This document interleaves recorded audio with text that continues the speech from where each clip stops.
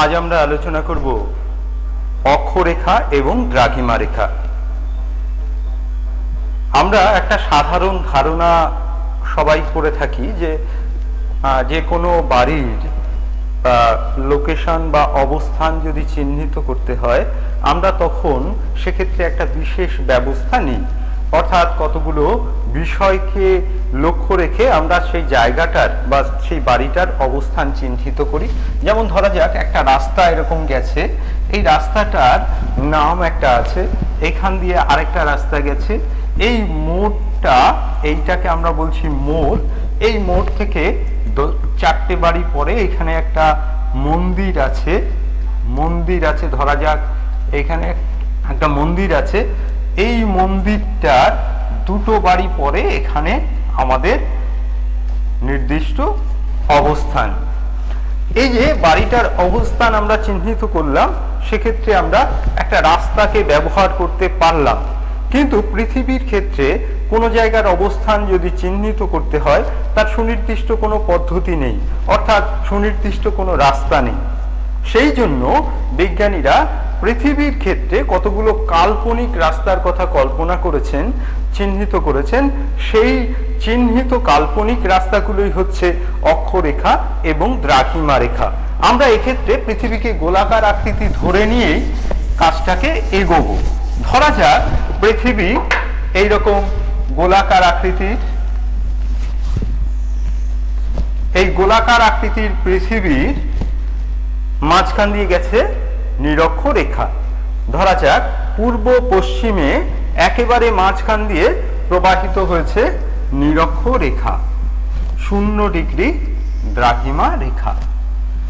এইটা হচ্ছে পৃথিবীর কেন্দ্র। এই জায়গাটাকে আমরা বলছি নিরক্ষীয় তল। বিষয়টা নিয়ে পরে আলোচনা করছি। এই নিরক্ষরেখা পৃথিবীকে দুটি গোলার্ধে ভাগ করেছে।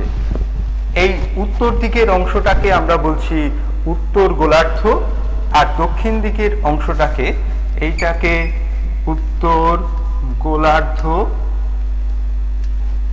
আর এইটাকে আমরা দক্ষিণ গোলার্ধ বলছি। এই যে উত্তর গোলার্ধ উত্তর দিকের অংশ, আর দক্ষিণ গোলার্ধ দক্ষিণ দিকের অংশ, এখানে অক্ষরেখা হচ্ছে নিরক্ষরেখার সমান্তরালে পূর্ব পশ্চিমে বিস্তৃত পূর্ণ বৃত্তাকার কাল্পনিক রেখাগুলিকে বলা হয় অক্ষরেখা। বিষয়টা কি? নিরক্ষরেখার সমান্তরালে পূর্ব পশ্চিমে বিস্তৃত পূর্ণ বৃত্তাকার কাল্পনিক রেখাগুলিকে বলা হয় অক্ষরেখা। নিরক্ষরেখার সমান্তরালে মানে আমরা এই ছবিটা থেকে আমরা যদি এইভাবে আঁকি যে নিরক্ষরেখা মাঝখানে এইভাবে গেছে, এর সমান্তরালে এইভাবে পৃথিবীকে বেষ্টন করে যে রেখাগুলো আছে, সেই রেখাগুলিকে বলা হয় অক্ষরেখা। তাহলে সংজ্ঞায় কি কি থাকছে? সংজ্ঞায় থাকছে নিরক্ষরেখার সমান্তরালে এই রেখাগুলোর মাঝের যে গ্যাপ, সেটা সব জায়গায় সমান, তার মানে সমান্তরাল। পূর্ব পশ্চিমে, এই দিকটা হচ্ছে পশ্চিম, এই দিকটা হচ্ছে পূর্ব।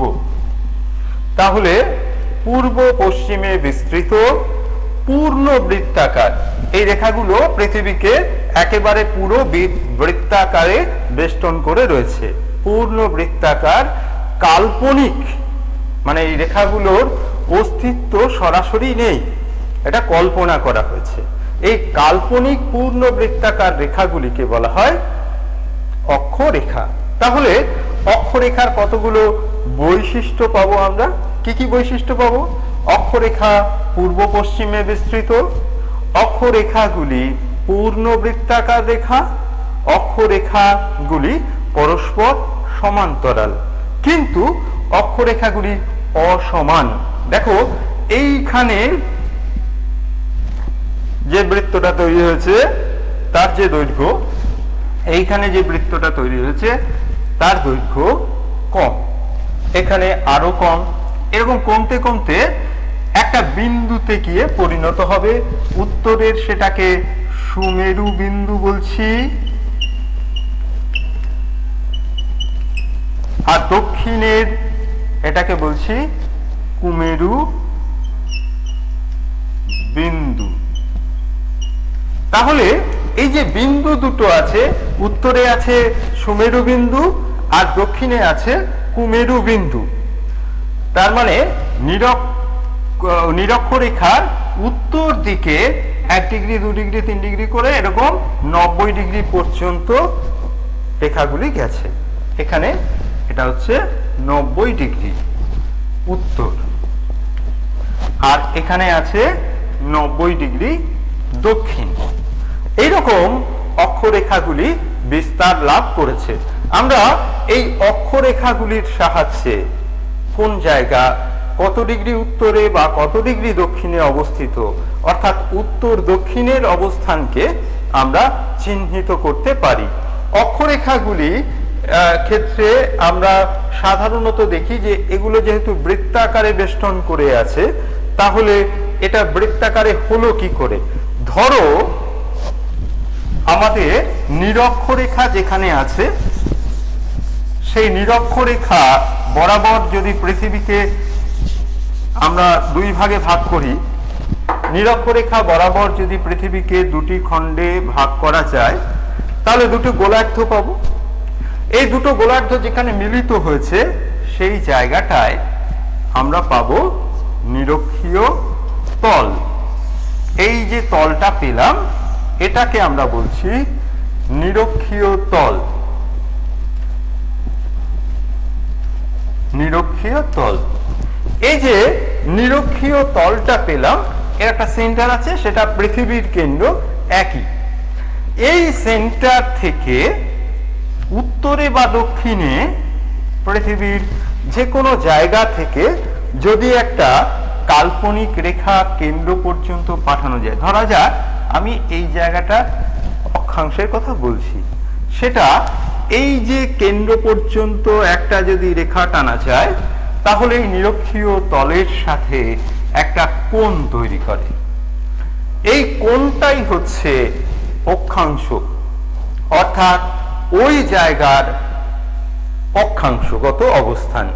ওই জায়গার অক্ষাংশগত অবস্থান এই কৌণিক মানটা, অর্থাৎ এই কৌণিক মান আমরা বিভিন্ন জায়গার অঙ্কন করতে পারি। সারা পৃথিবীতে সমান কৌণিক মান যুক্ত অক্ষাংশ যেটা আছে, সমান অক্ষাংশ যুক্ত জায়গাগুলোকে যদি আমরা সংযুক্ত করি, তাহলেও কিন্তু আমরা অক্ষরেখা পেতে পারি। সেক্ষেত্রে যে অক্ষরেখা পাবো সেটাও বৃত্তাকার রেখাই হবে, কারণ এখানে যে কৌণিক মান পেলাম, এই রকম একটা জায়গা থেকে যদি আমি একটা রেখা এরকম পাঠাই, এখানে যদি কৌণিক মান সমান হয়, তাহলে এই জায়গায় যে বৃত্তাকার রেখা পাবো, সেই বৃত্তাকার রেখাটা কিন্তু সমান অক্ষাংশ যুক্ত, অর্থাৎ সমান অক্ষাংশ যুক্ত হওয়ার কারণে এটাকে আমরা অক্ষরেখা বলতে পারি। অর্থাৎ একই অক্ষরেখা বরাবর সব জায়গারই সমান অক্ষাংশ পাওয়া যাবে। 10 ডিগ্রি অক্ষাংশ অক্ষরেখার বরাবর যদি আমরা চাই, তাহলে সব জায়গাতেই আমরা 10 ডিগ্রি অক্ষাংশ পাবো। এটা অক্ষরেখার ক্ষেত্রে আমরা পেলাম। অক্ষরেখার ক্ষেত্রে আমরা যে বৈশিষ্ট্যগুলো পাই, বৈশিষ্ট্যগুলো যদি আমরা পরপর দেখি, সেগুলি হচ্ছে অক্ষরেখাগুলি, আমরা যদি বৈশিষ্ট্যগুলো দেখি তাহলে 1 নম্বর পূর্ব পশ্চিমে বিস্তৃত,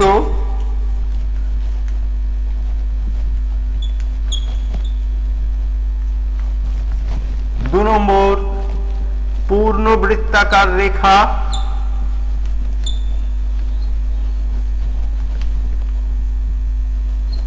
3 নম্বর সমান্তরাল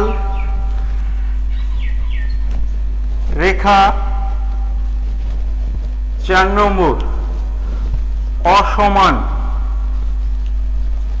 অর্থাৎ দৈর্ঘ্য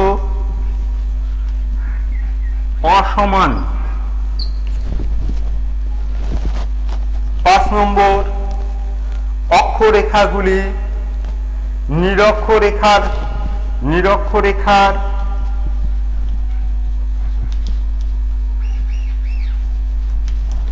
থেকে ক্রমশ ছোট হয়ে মেরুতে গিয়ে বিন্দুতে পরিণত হয়েছে। এই হলো অক্ষরেখার বৈশিষ্ট্য। অক্ষরেখার মধ্যে সর্বাপেক্ষা বড় অক্ষরেখা হচ্ছে নিরক্ষরেখা। নিরক্ষরেখাকে যে কারণে আমরা বলি মহাবৃত্ত। নিরক্ষরেখাকে বলা হয় মহাবৃত্ত।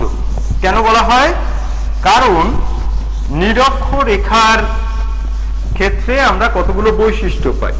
নিরক্ষরেখা পৃথিবীকে দুটি গোলার্ধে বিভক্ত করেছে, সমান দুটি গোলার্ধে বিভক্ত করেছে। নিরক্ষরেখার মতো বড় আকৃতির বৃত্ত পৃথিবীতে আর নেই।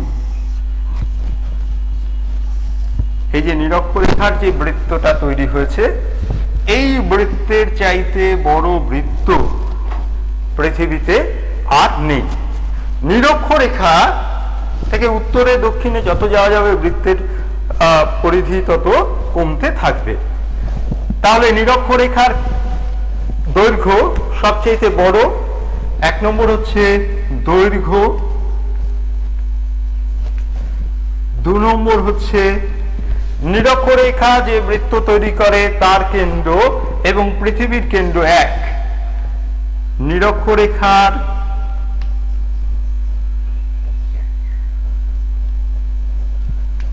কেন্দ্র ও পৃথিবীর কেন্দ্র এক। আর কি পাচ্ছি? নিরক্ষরেখা পৃথিবীকে দুটি গোলার্ধে বিভক্ত করেছে। দুটি গোলার্ধে বিভক্ত করেছে।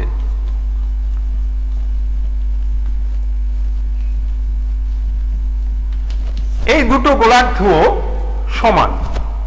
উত্তরেরটাকে আমরা উত্তর গোলার্ধ বলছি, দক্ষিণেরটাকে আমরা দক্ষিণ গোলার্ধ বলছি। নির্ণয়ের ক্ষেত্রে নিরক্ষরেখা যে তল তৈরি করলো, তার উত্তর থেকে বা দক্ষিণ থেকে যে কোনো জায়গা থেকে নিরক্ষরেখা কেন্দ্র পর্যন্ত একটা রেখা টানলে নিরক্ষীয় তলের সাথে যে কোণ তৈরি করলো সেটাই হচ্ছে অক্ষাংশ। আমরা যে কোনো জায়গার অক্ষাংশ দেখে সেই জায়গার অবস্থান সম্পর্কে চিহ্নিত করতে পারি বা বুঝে নিতে পারি। এরপর আমরা যে বিষয়টি আলোচনা করব সেটা হলো দ্রাঘিমা রেখা। আমরা যে কোনো জায়গার অবস্থান উত্তর দক্ষিণে কিভাবে আছে সেটাকে বুঝে নিতে পারি অক্ষরেখার সাহায্যে। এত ডিগ্রি অক্ষাংশ বা এত ডিগ্রি অক্ষাংশে আছে সেটা সম্পর্কে ধারণা করতে পারি। কিন্তু যদি পূর্ব পশ্চিমে কোথায় আছে সেটা সম্পর্কে ধারণা করতে না পারি তাহলে সেই জায়গার অবস্থান সুনিশ্চিত করতে পারবো না। আমরা পৃথিবীর ক্ষেত্রে সুমেরু বিন্দু, কুমেরু বিন্দু, এই সুমেরু বিন্দু থেকে কুমেরু বিন্দু পর্যন্ত বিস্তৃত অর্ধবৃত্তাকার কাল্পনিক রেখাগুলোকে বলা হয় দ্রাঘিমা রেখা।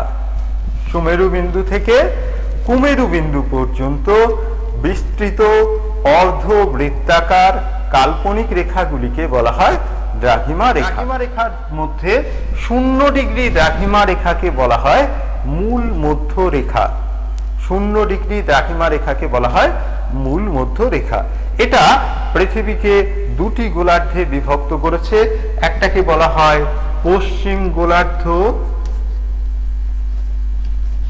আর একটাকে বলা হয় পূর্ব গোলার্ধ। একটাকে বলে পূর্ব গোলার্ধ আর একটা পশ্চিম গোলার্ধ। এই 0 ডিগ্রি দ্রাঘিমা রেখাকে বলা হচ্ছে মূল মধ্য রেখা। এটা দুটো গোলার্ধে বিভক্ত করেছে।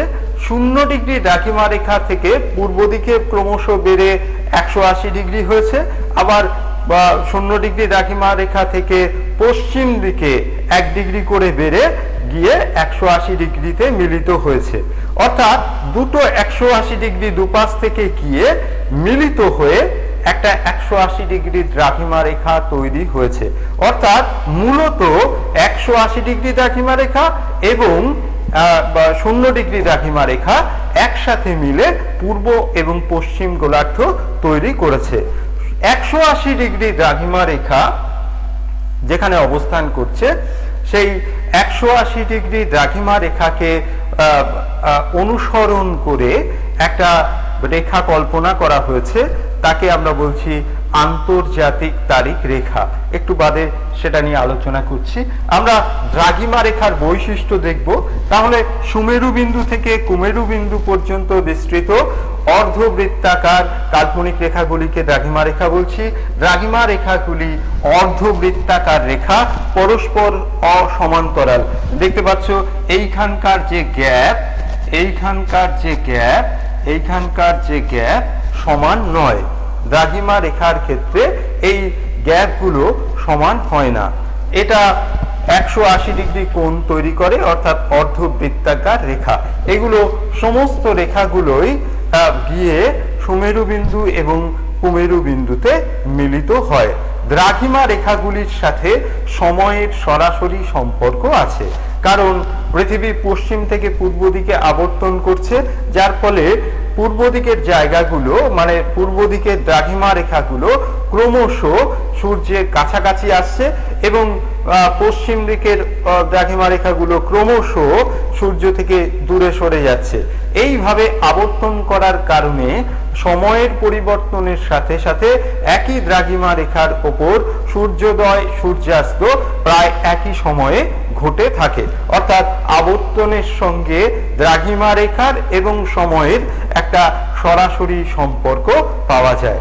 আমরা এবার যে বিষয়টা আলোচনা করব, যে 0 ডিগ্রি দ্রাঘিমা রেখাকে অনুসরণ করে তো সময় নির্ধারণ করা যেত, কিন্তু সেটা করা যায়নি। কারণ 0 ডিগ্রি দ্রাঘিমা রেখাকে যদি তারিখ নির্ধারণের ক্ষেত্রে ব্যবহার করা হয়, তাহলে 0 ডিগ্রি দ্রাঘিমা রেখা বেশিরভাগ দেশের ওপর দিয়ে প্রবাহিত হয়েছে।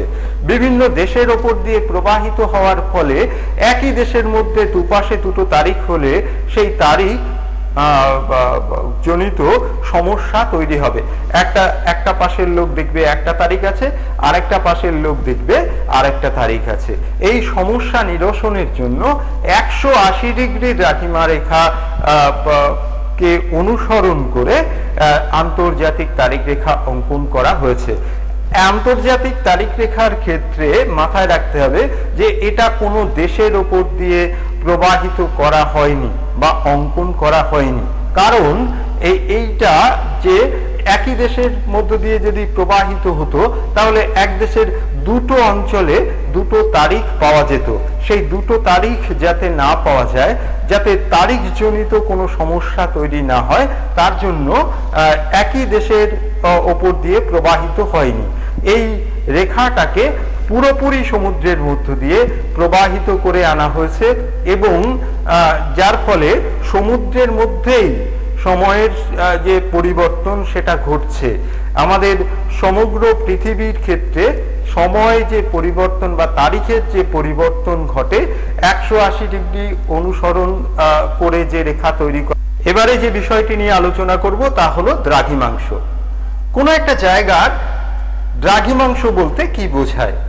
দ্রাঘিমাংশ হচ্ছে মূল মধ্য রেখা পৃথিবীর ভেতরে একটা তল তৈরি করে, সেই তলটিকে আমরা মূল মধ্য রেখার তল বলি। এই 0 ডিগ্রি দ্রাঘিমা রেখা বা মূল মধ্য রেখার যে তল, তার সাপেক্ষে পূর্ব বা পশ্চিমে অবস্থিত কোনো স্থান থেকে যদি একটি রেখাকে পৃথিবীর কেন্দ্র পর্যন্ত পাঠানো যায়, তাহলে তা মূল মধ্য রেখার সঙ্গে যে কোণ তৈরি করে সেই কোণটাই হচ্ছে বা কোণের মানটাই হচ্ছে ওই জায়গার দ্রাঘিমাংশ। আমরা দ্রাঘিমাংশ কিভাবে নির্ণয় করতে পারি? আমরা ধরা যাক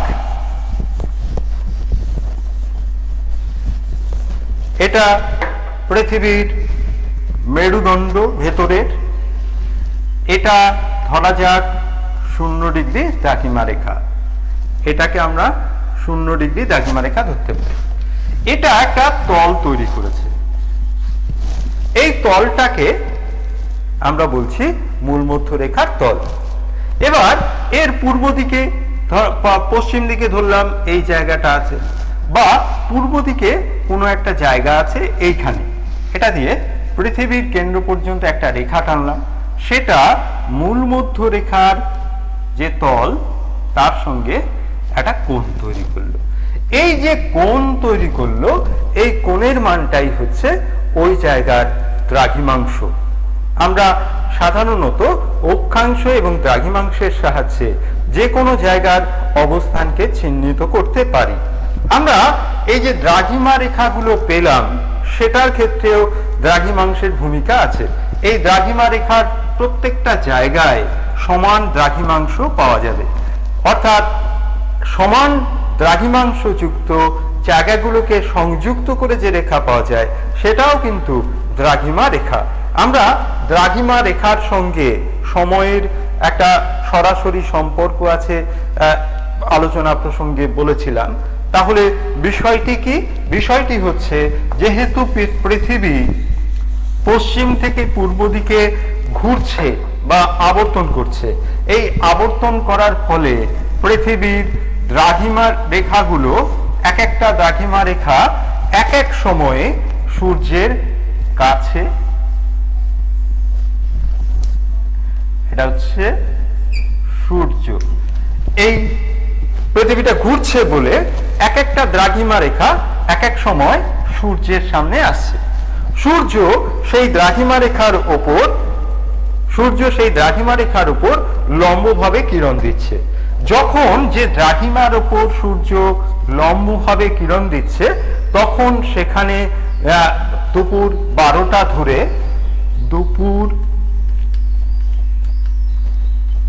12টা ধরে সময় নির্ধারণ করা যায়।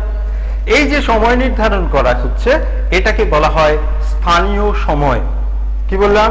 প্রত্যেকটা দ্রাঘিমা রেখার উপর সূর্য এক এক সময়ে লম্বভাবে কিরণ দিয়ে থাকে, কারণ পৃথিবী আবর্তন করছে। তাই যে কোনো দ্রাঘিমা রেখার উপর সূর্য যখন লম্বভাবে কিরণ দিচ্ছে, তখন সেই সময়টাকে আমরা দুপুর 12টা ধরতে পারি।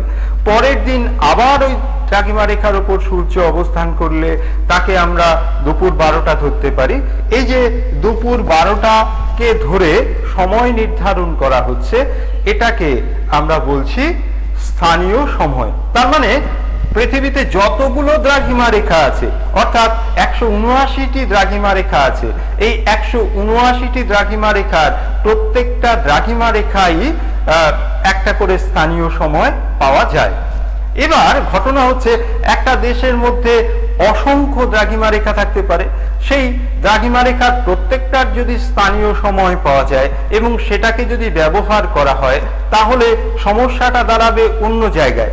তাহলে এক একটা দেশের মধ্যে, একই দেশের মধ্যে যত লোকজন আছে তাদের মধ্যে সময়ের একটা সমস্যা দেখা দেবে। কেউ বলবে আমাকে 5টা 5-এ আসতে, আমি 5টা 10-এ গিয়ে হাজির হব, অথবা আমায় 5টায় যেতে বলবে, আমি 4:45টায় গিয়ে হাজির হব। এই রকম একটা সমস্যা তৈরি হবে। এই সমস্যা সমাধানের জন্য সমগ্র দেশের মধ্যে একেবারে মাঝখান দিয়ে যে দ্রাঘিমা রেখাটি গেছে, সেই দ্রাঘিমা রেখার সময়টাকে ওই সমগ্র দেশের ক্ষেত্রে সময় নির্ধারক হিসেবে ব্যবহার করা হয়ে থাকে। এই দ্রাঘিমা রেখাটাকে বলা হয়, দ্রাঘিমা রেখার যে সময়টা তাকে বলা হয় প্রমাণ সময়। অর্থাৎ ওই দেশের মাঝখান দিয়ে যে দ্রাঘিমা রেখাটা আছে তার স্থানীয় সময়ই হচ্ছে ওই দেশের, সমগ্র দেশের প্রমাণ সময়। এই প্রমাণ সময় আমরা সাধারণত একটাই পাই, একটা দেশের ক্ষেত্রে একটাই পাই। যদি পূর্ব পশ্চিমে বিস্তার অনেক বেশি হয়, যদি কোনো একটা দেশ হয় যে দেশের বিস্তার অনেক বেশি, তাহলে সেক্ষেত্রে একাধিক প্রমাণ সময় থাকতে পারে। ভারতবর্ষের ক্ষেত্রে 82°30' পূর্ব দ্রাঘিমার সময়টি সারা ভারতবর্ষের ক্ষেত্রে প্রমাণ সময় হিসেবে ধরা হয়, যার ফলে সারা ভারতবর্ষের ক্ষেত্রে একটাই সময় নির্ধারিত হয়। কিন্তু ভারতবর্ষের ক্ষেত্রে অসংখ্য দ্রাঘিমা রেখা তার উপর দিয়ে প্রবাহিত হয়েছে। প্রত্যেকটার স্থানীয় সময়কে যদি আমরা সময় নির্ধারক ধরি, তাহলে দেশের মধ্যে একটা বিশৃঙ্খলা তৈরি হবে।